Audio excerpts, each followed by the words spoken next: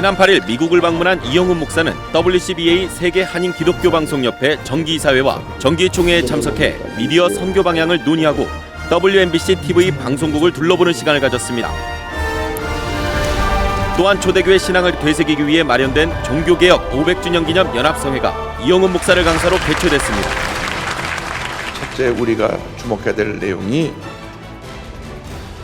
우리의 사역은 제자 삼는 사역이 되어야 한다는 것입니다. 오늘날 교회에 교인이 많고 신자가 많은데 제자가 적다 말합니다. 교인, 마당교인. 그래서 만들어낸 영화가 철치한, 크리스찬이 아니라 철치한, 교회 마당만 밟고 왔다 갔다 하는 이 철치한들이 많이 생겼다. 그래서 한국교회 교인의 증가가 멈춰 있고 교회 간에 왔다 갔다 이동하는 이동교인 숫자만 있고 실제로 새로 예수를 믿고 거듭나는 숫자가 적다. 이 교인이라고 하는 것은 구원의 확신도 없이 왔다 갔다 하는 사람이고 그 다음 단계가 신자인데 빌리버인데 예수를 믿긴 하지만 믿음이 깊지 못해서 쉽게 시험에 들고 낙심하고 섭섭함이 들어오면 예배도 안 나오고 아무것도 아닌데 원망과 불평을 하고 이 교회 저 교회를 옮겨 다니고 이것이 오늘날 우리 신앙인들의 현주소라고 생각합니다. 우리 교회가 우리 기독교 방송이 신자의 단계를 제자로 끌어올려야 됩니다. 주여 우리가 진정한 제자가 되게 하여 주옵소서. 예수님을 꼭 닮은 제자들이 되게 하여 주옵소서. 참 제자는 스승을 그대로 빼닮는 것이 참 제자입니다. 토마스 아 캠퍼스라고 하는 분은 Imitation of Christ, 예수님을 그대로 모조품이 되자. 우리 한국말에는 그리스도를 본받으라고 하는 책으로 번역되었습니다마는 예수님을 그대로 복제한 모조품 같은 그러한 사람이 되자. 생각하는 것도 예수님처럼, 말하는 것도 예수님처럼, 그 사는 삶이 예수님처럼 되는 그런 삶을 살아가자. 예수님의 마음을 가지면 그때부터 하나님의 은혜가 넘쳐나고 기적이 넘쳐나게 됩니다. 제가 강원도 예수원에 1977년 7월 달에 세주 들어가 있었던 동안에 대대덕 집무님과 함께 그곳에서 하루 3번씩 예배드리고 기도하는 시간을 가졌었는데 이분은 잘 아시는 대로 무디 부흥사의 동역자인 루벤 아처 토레이, 무디 바이블 인스티튜트의 창립자인 토레이 박사님의 손자입니다. 그런데 이분이 얼마나 겸손한지, 키가 한 1m 85 그 정도 크신 분인데, 거의 1m 90쯤 되신 분인데 미국 분들이 사실 무릎을 잘 못 꿇습니다. 꼭 기도 시간에 무릎을 꿇고 기도하세요. 제가 웨스트민스터에서 공부할 때 이제 목요일 날 밤 기숙사 제 방에 와서 기도 모임을 갖자 그래서 미국 분들이 와서 학생들이 와서 기도하는데 무릎 꿇는 걸 못 하더라고요. 다리를 쭉 뻗긴 해도. 그런데 그 키가 거의 1m 90 되는 분이 무릎을 꿇고 하루에 3번씩 한 시간 동안 중보기도 하면서 기도하는 모습을 보면서 그 모습에 큰 감동을 받았습니다.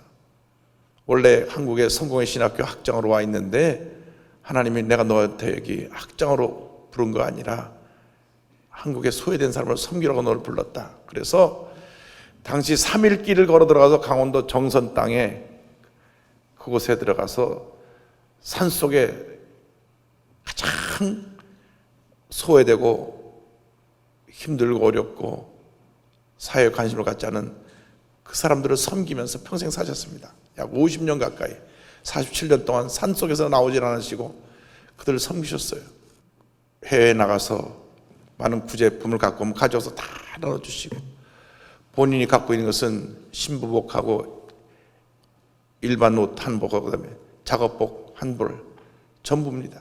갖고 온 거 다 나눠주시고 자기 딸은 산골 학교에 보내니까 산골 아이들이 처음으로 서양 사람 보니까 신기해갖고 머리도 잡아다니고 옆에 그 아이를 찔러도 보고 그렇잖아요. 한국 사람이 서양 사람 아이를 봤으니 얼마나 인형 같겠습니까? 머리는 노랗지 눈은 파랗지 하니까 아이가 매일 학교에서 울고 왔습니다. 그런데 그 딸이 자라서 버지니아 살 때 내가 한번 통화를 했는데 한국 사람 같아요. 이 전혀 영어 억양이 없습니다. 내가 대전신문 찾으니까 우리 아빠요 그러더라고. 아, 그 따님이시구나. 완전히 한국말을 한국 사람처럼 하더라고요. 그렇게 한국 사람들을 섬기다 가셨어요. 제가 어느 날 무릎 꿇고 기도하고 제가 뒤에서 신부님을 뵀는데 양말에 구멍이 나 있더라고요. 그래서 이제 눈물이 났습니다. 정말 예수님처럼 살다 가신 분, 가진 것을 다 나눠주고 본인은 구멍 난 양말을 신고 그렇게 산골에서 가난하고 헐벗고 굶주린 한국 사람을 섬기다 가시는 그분을 기억을 합니다. 지금 그 아들인 벤 토로이 목사님이 다시 예수원을 맡아서 사역을 하고 계신데 77년도 제가 갈 때만 해도 하루에 딱 한 번밖에 버스가 없었어요. 그러니까 그런 그 깊은 산골, 병원이 없습니다. 병원이 없으니까 환자가 생기면은 산 넘어서 산을 넘어가지고 몇 시간 걸려야 시내로 나가는 그런 깊은 산골 들어와서 평생 동안 사역을 하셨는데 저는 제자가 무언가에 대해서 그때 다시 한번 깊이 생각해 보았습니다. 제자는 삶이다, 삶. 제자는 이론이 아니다. 많은 사람들이 많은 제자 훈련, 제자에 대한 책들이 많은데 이론에는 우리가 바닥한 것 같아요. 그리고 우리 한국교회 제자 훈련은 너무나 이론 중심으로 갔습니다. 성경 공부를 잘하면 제자 훈련이라고 생각하는데 그것은 아닙니다. 그것은 기본이고 진정한 제자는 그 삶이라고 생각합니다. 예수님처럼 사는 삶. 우리들이 가장 큰 문제가 뭐냐? 예수님 같지 않기 때문에 당신 예수 믿어? 이런 말을 듣는단 말이죠. 교단 총회 때가 보면 목사님들 모인 자리가 많나? 소리를 지르고 의장하고 회의 때마다 발언하고 보통 때는 그 열심 갖고 전도했던 얼마나 교회가 부흥할까요? 교회 부흥을 관심 없고 총회 때 많아서 소리 지르는 분들이 있어요. 그래서 회의가 며칠씩 합니다. 3일, 4일씩 몇몇 소리꾼들이 소리를 칩니다. 그건 제자의 모습이 아닙니다. 진정한 제자는 그가 지나간 자리에 예수님의 흔적이 남아 있어야 합니다. 그래서 우리가 앞으로 우리 방송 선교가 진정한 제자 만드는 사역이 되어야 되겠다. 분명히 성경에 모든 민족을 제자로 삼아라 그랬거든요. 모든 민족을 신자로 삼아가 아닙니다. 모든 민족을 교인으로 만들어가 아닙니다. 분명히 성경에 모든 민족을 제자로 삼아라. 그것도 제자 훈련하는 선생의 제자가 아니고 예수님의 제자. 제자 훈련을 잘못 받으면요, 그 가르치는 선생님의 제자가 돼가지고 오히려 또 문제가 생겨나요. 한정관 목사님이 저희 교회 와서 부흥하시는데, 글쎄 말이야, 그 제자 훈련 받은 사람이 예배 시간만 끝나면 와서 목사님 저 그렇게 안 배우는데 이렇게 고치세요, 저렇게 고치세요. 내가 그 사람 때문에 아주 얼마나 십살림만 했는지 모르겠다고. 제자 훈련 했다고 하는 분이 목회에 대해서 판단하고 지적하고 비판하는 그것이 본인이 바른 길이라고 생각하지만 그렇지 않습니다. 교회 내에 의로운 분이 너무나 많습니다. 늘 문제점을 지적하고 이거 잘못다 얘기하지만 교회 내에 의로우신 분은 우리 주님 한 분밖에 없고 재판장은 하나님 한 분밖에 안 계신 것입니다. 우리가 재판장의 자리에 서서 사람을 판단하고 정죄하고 편을 나누고 우리가 사람을 무시하고 해서는 안 될 것입니다. 철저하게 예수님 닮은 제자가 되어서 생각하는 것도 예수님처럼 생각하고 듣는 것도 예수님처럼 듣고 말하는 것도 예수님처럼 말하고 행동하는 것도 예수님처럼 행동하는 우리 모두가 되어야 될 것을 믿습니다. 우리 너무나 풍요로움에 익숙해 있어요. 죄송하지만 너무나 가진 자에게 우리가 모든 것을 맞추어서 우리가 교회 사역을 하고 있지 않나 생각합니다. 이제 교회가 조금 더 관심을 돌려서 소외되고 병들고 문제 있고 장애를 가지고 사는 분들, 또 홀로 사는 분들, 깨어진 가정의 자녀들, 미국에서 비자 문제가 해결되지 않아서 신분이 불안정해서 고통당하고 있는 분들, 이런 분들에 대한 관심을 가지고 우리가 성경의 복음을 보인다면 그리스도의 복음이 더 넓게 깊게 증거되지 않겠는가 그런 생각을 합니다. 예수님의 일생은 절대 부자들과 함께한 일생이 아니었습니다. 권력자들과 함께한 일생이 아니었습니다. 당시 버려진 사람들, 소외된 사람들, 상처 입은 사람들, 무시당한 사람들, 그분들이 예수님의 친구였습니다. 그러므로 오늘 우리가 꼭 해야 될 것은 제자의 삶, 그것이 바로 우리의 사역의 중심이 되어야 된다고 하는 것입니다. 둘째로 말씀의 생활화를 이루는 사역이 되어야 합니다. 철저하게 말씀 중심의 삶을 살아야 합니다. 말씀에서 한 치도 옆으로 벗어나면 안 됩니다. 철저하게 우리의 사역은 첫째도 말씀이고 둘째도 말씀이고 마지막도 말씀입니다. 교회 최고의 권위는 말씀인 것입니다. 하나님의 절대 주권을 인정하고 이 말씀에 사로잡혀야만 우리가 균형 있는 사역을 할 수가 있습니다. 많은 사람들이 말씀의 중요성을 알면서도 말씀을 삶에 실천하지 않기 때문에 그렇게 많은 문제가 생긴 것입니다. 돈을 사랑함이 일만하게 뿌리라고 했는데 500년 전에 왜 종교개혁이 일어났느냐, 많은 얘기를 합니다. 그 마르틴 루터가 당시 오직 믿음으로를 강조하고 행위를 플러스했기 때문에 종교개혁이 일어났다. 그래서 오직 믿음으로, 오직 성령으로, 오직 은혜로, 오직 하나님께 영광을 주장했다고 하는데 95개조 항목을 한번 찾아서 보시기 바랍니다. 상당수가요 돈 얘기입니다. 마르틴 루터가 종교개혁을 일으키는 다른 것이 아니고 성 베드로 성당을 지으면서 무지하게 돈을 걷어들였어요. 태젤이라고 하는 사람을 내세워가지고, 이 사람이 아주 달변가인데 여러분들이 헌금을 하면 지금 연옥에 있던 부모들이 다 천국 간다고 선동을 했어요. 그러니까 부모님이 예수 잘 믿지 못하고 죽었는데 헌금하면 천국 간다니까 막 돈을 쏟아 부은 겁니다. 그래서 성베드로 성당을 마지막 은금으로 막 화롭게 사치스럽게 만들었기 때문에 돈을 사랑하는 것이 일만하게 뿌리가 되어서 그것을 지적하고 시작한 것이 종교개혁입니다. 믿음보다 돈이 위에가 있고, 말씀보다 돈이 위에가 있고, 교회 예배보다 돈이 위에가 있고, 영혼 사랑보다 돈이 위에가 있기 때문에 그 돈의 만모니즘의 우상을 지적한 것이 종교개혁의 시발점입니다. 95개의 장부를 잘 보세요. 많은 부분에서 그걸 지적하고 있습니다. 이게 돈을 걷는 건 마땅치 않다, 마땅치 않다, 마땅치 않다.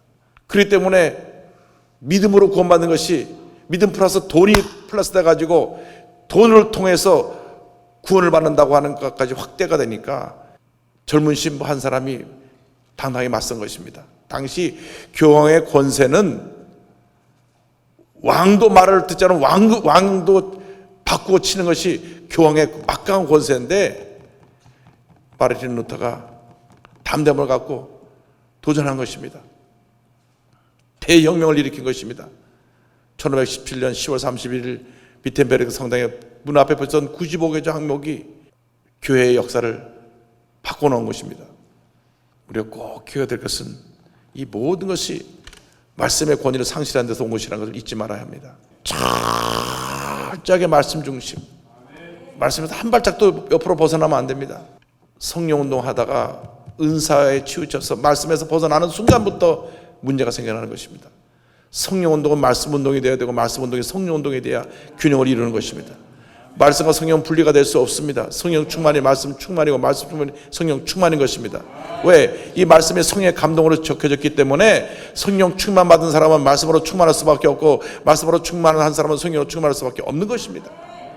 묘하게 한국은 자꾸 이걸 나눠놨어요. 말씀운동, 성령운동을 나눠놨기 때문에 말씀운동으로만 치우치면 율법주의가 되고 성령으로만 치우치면 신비주의가 되는 이런 양극화 현상을 빚게 된 것입니다.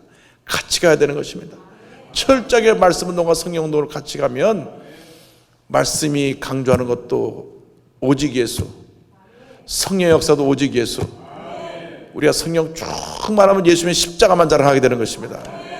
자나 깨나 앉아나서나 예수님의 십자가 외에는 내가 자랑할 것이 없다고 사도 바울이 고백한 것처럼 우리의 고백이 그런 고백이 될 것입니다. 우리가 이 행사를 가면서 유일한 우리의 자랑거리가 무엇입니까? 예수님의 십자가입니다. 내가 너희 중에서 예수 그리스도와 그의 십자가에 못 박히신 것 외에는 아무것도 알지 아니하기로 작정하였다고 하는 고린도전서 2장 2절의 말씀 우리가 기억하기를 바랍니다. 성경 전체가 예수님의 사역이고요, 그 핵심이 십자가입니다. 그러므로 우리의 방송의 메시지가 조금 더 구체적으로 본질적으로 들어가서 예수님의 십자가를 증거하고 예수의 십자가를 높이고 예수의 십자가 색이 더욱 널리 펼쳐지게 되기를 간절히 소원합니다. 그냥 귀를 즐겁게 하는 달콤한 메시지로 끝나지 말고 그런 메시지는 우리의 영혼을 변화시키지 못합니다. 그래서 미국의 번영신학에 두들겨 맞은 것입니다. 예수 믿고 복 받아라고 하는 것에 주시다 보니까 진정한 복은 십자가인데 십자가를 무시한 복이 왔기 때문에 우리가 번영신학의 함정에 빠진 것입니다. 고난이 축복입니다. 십자가가 축복입니다. 죽어야 삽니다. 사도 바울의 일생 고백이 나는 날마다 죽노라였습니다. 내가 그리스도와 함께 십자가에 못 박겠다고 그는 갈라디아서 2장 20절에 고백한 것입니다. 주님, 예수 제일주의로 바뀌게 하여 주옵소서. 첫째도 예수님, 둘째도 예수님, 마지막도 예수님, 예수님의 십자가만 자랑하게 하여 주옵소서. 날 위해 몸부려 피로 들어가신 그 예수님의 은혜 감사 감격하여 울고 또 울며 내가 만난 모든 사람에게 이 피 묻은 예수님의 십자가의 복음을 전하는 우리 모두가 되게 하여 주시옵소서. 그러므로 우리 일생이 예수님의 십자가의 복음을 전하는 일생이 되기를 간절히 소원합니다. 이 일을 감당하기 위해서 오늘 결론입니다. 볼지어다 내가 세상 끝날까지 너희와 항상 함께 있으리라 하시니라. 우리가 임마누엘 신앙으로 무장해야 됩니다. 이 마태복음 28장 20절은 위대한 아프리카의 선교의 아버지인 데이비드 리빙스톤이 평생 붙잡고 사역한 말씀입니다. 그는 방직 공장에서 일하던 공원으로 있다가 주님의 부르심을 받고 신학을 하고 의학을 하고 당시 길이 없는 아프리카를 동서로 3번을 횡단하면서 정글을 헤쳐가면서 길을 만들면서 복음을 전했습니다. 그가 처음 아프리카에 들어가서 정글을 헤치면서 나가다가 사제 습격을 받아서 한쪽 발이 다 뜯겨 나갔습니다. 그래서 팔이 붉습니다. 팔이 덜렁덜렁하는 팔을 가지고 아프리카 밀림 속으로 들어갔습니다. 그가 잠시 선교복을 하러 영국에 왔을 때 그 힘들고 어려운 선교 사역을 할 수 있도록 붙들어준 것이 무엇입니까? 할 때 이 말씀이었습니다. 볼지어다 내가 세상 끝날까지 너희와 항상 함께 있으리라. 예수님의 음성이 내게 늘 들려와서 주님을 향한 불타는 사랑과 헌신의 마음을 가지고 내가 오직 복음 전하는 일을 위해서 달려왔다. 그가 아프리카 한복판에서 이질에 걸려서 열병을 앓다가 어느 아침에 그가 있는 움막의 문을 열어보니까 두 손을 모으고 기도하는 상태로 천국에 가셨습니다. 그래서 데이비드 리빙스톤 선교사님이 죽고 난 후에 시신을 얻어 묻을 것이냐, 아프리카 사람들이 절대로 우리 은인과 같은 데이비드 리빙스톤 선교사를 줄 수 없다 그래가지고 영국 정부하고 갈등이 생겼어요. 그래서 영국 정부하고 타협을 하기를, 그러면 심장은 아프리카에 묻고 시신은 웨스트민스터 사원에 묻자. 그래서 그 시신을 옮겨오는 데만 9개월이 걸렸습니다. 그래서 웨스트민스터에 데이비드 리빙스턴이 묻혔는데, 우리의 삶이 진정 예수님을 사랑하는 제자가 된다면 죽음이 영광스럽고 영원토록 기억되는 그러한 삶이 되기를 간절히 소원합니다. 데이비드 리빙스턴과 함께 하신 예수님이 지금 우리와 함께하고 계십니다. 볼지어다 내가 세상 끝날까지 너희와 항상 함께 있으리라. 어떠한 문제도 어려움도 고난도 그것은 우리에게 주님을 섬기는 일을 가로막는 장애물이 될 수가 없습니다. 주님이 함께하고 계시기 때문입니다. 오히려 주님은 우리가 힘들고 어려울 때 더 가까이 계셔서 우리를 붙들어주고 큰 역사를 이루셨던 것을 알 수 있습니다.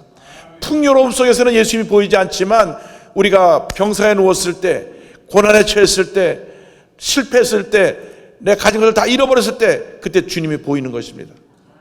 그러므로 우리가 첫사랑을 회복하고 십자가 신앙을 회복하고 이제 남은 여생, 정말 우리 중에 가장 기뻐하시는 이 십자가의 복음을 증거하는 일을 위해서 우리 모두가 최선을 다해줄 것을 간곡히 부탁드립니다. 우리 오늘 3가지를 기억합니다. 첫째로, 제자는 삶이다. 우리 삶이 예수님처럼 되게 하여 주옵소서. 예수님처럼 낮아지고 겸손하고 섬기는 삶을 살게 하여 주옵소서. 절대로 교만하고 우월감을 가지고 남을 비판하고 하는 재판장의 자리에 서지 않게 하여 주시고, 철저히 낮아져서 가난하고 소외되고 병들고 장애를 가지고 문제를 갖고 어려움 당한 자를 섬기며 살게 하여 주시고, 둘째로 철저하게 말씀 중심의 신앙의 구원에 있어서 이 말씀을 통하여 늘 주님과 교제하고 내가 만난 예수님을 만방에 전하고 말씀의 인도를 따라 우리 일생을 바쳐 헌신하며 우리가 십자가의 길, 고난의 길을 기쁨으로 기꺼이 담당할 수 있게 하여 주시고, 끝으로 임마누엘 시간을 가지고 내가 너와 항상 함께하리라는 이 말씀 안에서 우리가 주님께서 맡기신 사명을 잘 감당하는 우리 모두가 될 수 있게 주님 은혜 내려 주옵소서. 이 같은 역사가 주님 오실 날까지 계속 이어져 나가기를 주님의 이름으로 축원합니다. 이영훈 목사의 선교 일정은 미국 복음화의 활기를 불어넣는 시간이었습니다. 미국 워싱턴 인터내셔널 갈보리 교회에서 이영훈 목사 초청 워싱턴 대성회가 열렸습니다. 만국기 깃발의 입장으로 시작된 이번 성회는 여러 민족의 사람들이 함께 참석했습니다. 이번 성회에서 성도들은 주께서 주신 기쁨을 온몸으로 표현하며 우리를 사랑하시는 좋으신 하나님을 온 마음을 다해 뜨겁게 찬양했습니다. 예수님께서 또 이 지역을 사랑하시고 또 저와 여러분을 사랑하사 이렇게 주님이 쓰시는 귀한 종을 저에게 보내주신 것을 다시 한번 하나님께 감사드립니다. 이날 이영훈 목사의 설교는 성도들에게 큰 도전과 기쁨을 주었고 은혜가 넘치는 시간이었습니다. To overcome all the difficulties in our lives, we must be filled with the Holy Spirit. To have a great revival in your church, you must be filled with the Holy Spirit. 여러분들의 성령의 역사가 이 말씀을 통하여 놀라운 역사를 일어나기를 주님으로 축원합니다. 주여, 주여. 이어진 통성기도 시간에는 마음의 무거운 짐을 주님 앞에 내려놓고 도우심을 부르짖어 간구했고 성령께서 뜨거운 눈물로 응답하셨습니다. I thought the service was wonderful. The praise and worship was really uplifting, and the message from Reverend Lee also very uplifting. 주최 측에서는 이영훈 목사에게 감사의 마음을 전했습니다. 이영훈 목사는 워싱턴 순복음 제1교회에서 성회를 인도했습니다. 이 교회는 이영훈 목사가 1980년대 중반부터 1993년까지 심우했던 교회로 당시에 어렵고 힘든 과정을 이겨내고 3,000평 대지 후에 새 성전을 건립했습니다. 새 성전 완공 후에는 에베네셀의 하나님께 감사하며 조용기 목사를 모시고 예배를 드렸습니다.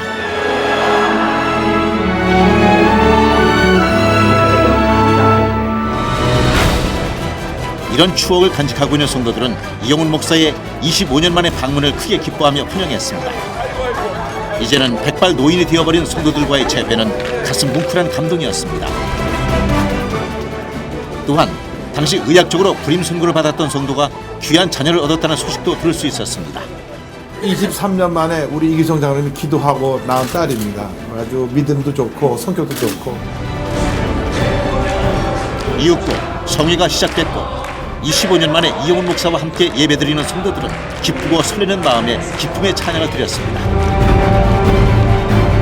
25년 만에 목사님 돌아오셨습니다. 여러분, 목사님 소개하겠습니다.